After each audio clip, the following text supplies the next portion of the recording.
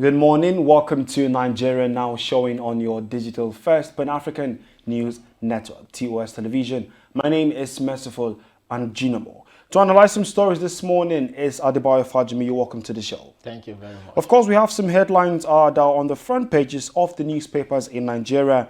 And we begin from the Nation newspaper. The biggest story right now in Abuja is the Kaduna train attack. And the banner headline there says 8 dead, 41 injured. Many still missing in train attack. We have 4 riders. The first, Buhari orders troops to track down Kaduna terrorists. And the second, 398 passengers on board. And the third, survivors recount how attack happened. And Amechi says, I don't know what to tell Nigerians. Adebayo, now this issue of bombing and bandit attack on the railway route in Nigeria has happened almost 4 times from October last year to this time. What is your thought on this issue? Well, yeah, it's another national tragedy, and it is condolence to the bereaved and those who are injured. It is better imagined than experienced. And I think this is a strong message to Nigerian leaders and those who are saddled with the responsibility in the security sector, that there is much for them to do, because over and over again we have seen them telling us that okay, they are going to step up on the security architecture. They are going to doing their best. In fact, over time we have heard them saying they have done a lot, and the rate of insecurity in the country has reduced to the barest minimum. But in a couple of days, just in a couple of days, we know what's happened in Kaduna alone. So you can see the attack on the airport, you can see the killings, you can see the attack, on the train. So that tells us that there is very much there is still a lot for them to do.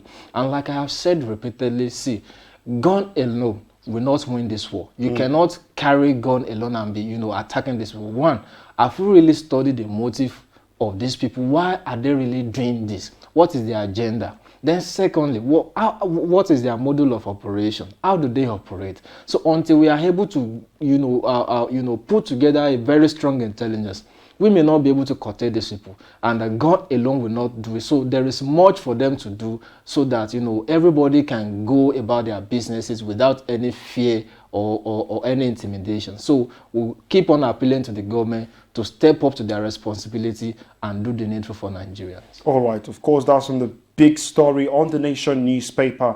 And from the very top, Tinubu says, I can't celebrate when people are mourning victims of train attack.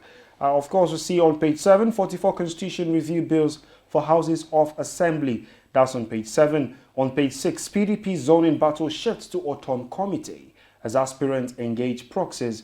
And then we have 2 headlines there, page 3 and page 47. Why Nigeria deserves a national career by Sirika, and Wobbling Eagles fail to pick World Cup ticket. And of course, that's on the front page of the Nation newspaper.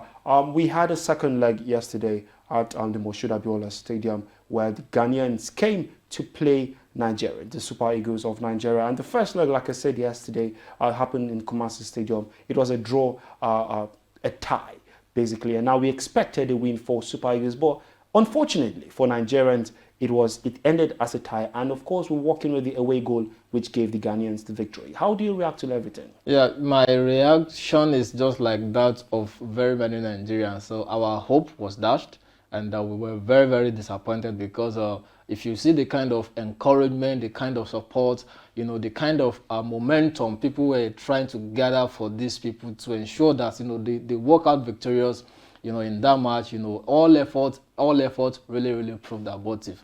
So we are very disappointed, and that tells us that, see, there is much for us to do in building our national team.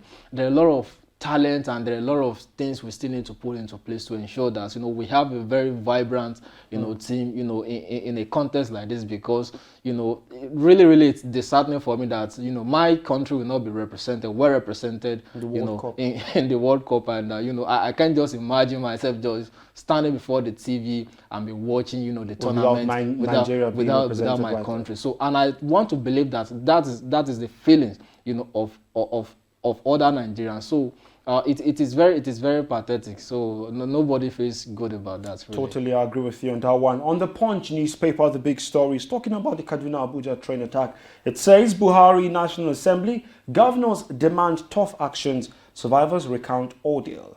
The first rider says outrage greets killings of doctor, unionist, government officials in Kaduna bound train attack. And the second, airlines hold flights to Kaduna over attacks. The third, reps summon NSA service chiefs IJ. And then a passenger says, I felt my soul leaving my body. Of course, this passenger recounts how they saw another passenger shot. And of course, there are pictures from that accident. On the front page right there, on page 7, Kwankwaso resigns from PDP, cites disagreement, joins NNPP. And then besides that, Ekiti 75-year-old farmer escapes death in herdsmen attack.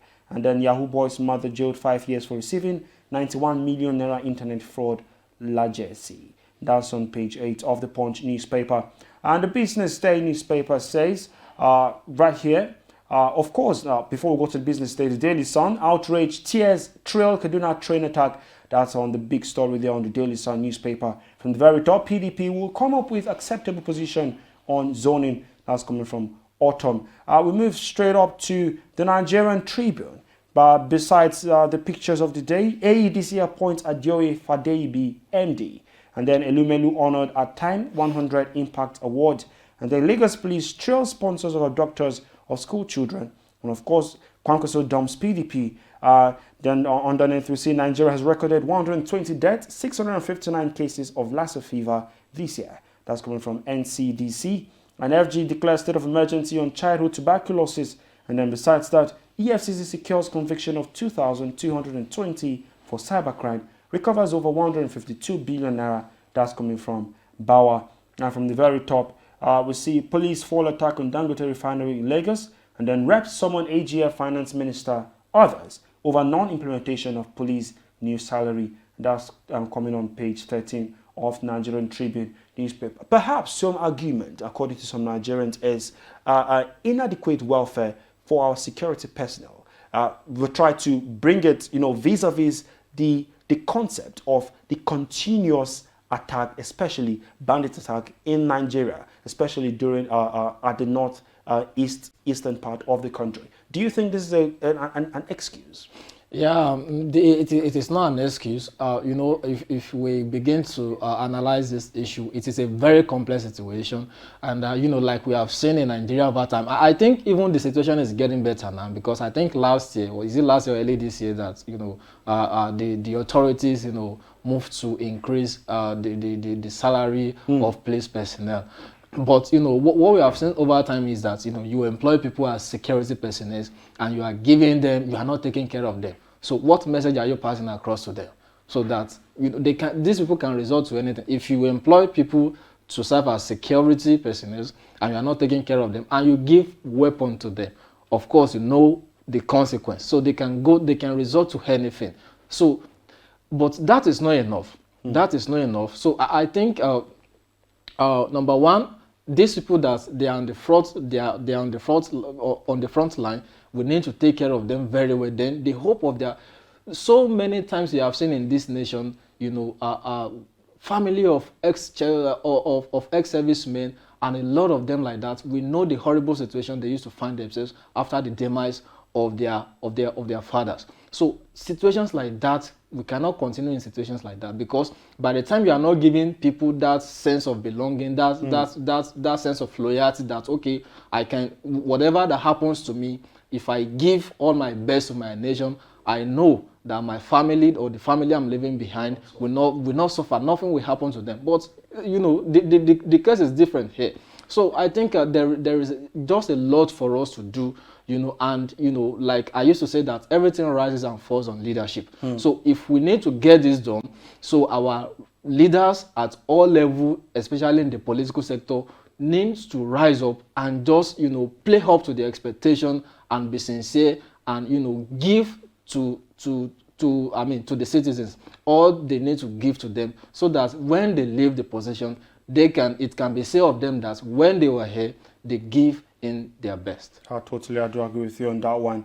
Of course, still on that paper, just besides that, we see talking about Ipman blaming private depot owners for hike in PMS price, and that's on page 7 of the Nigerian Tribune. And that's what you can take on the newspaper review segment of the show this time. Thank you so much, Adebayo, for joining us Thank today. you for having me. And thank you, viewers. Don't forget, you can always be a part of our social media community. That is at TOS TV Network on Instagram, Facebook, and Twitter. And also stay updated on our website, www.tostvnetwork.com. My name is Merciful Ajenamo. See you tomorrow. Have a wonderful day.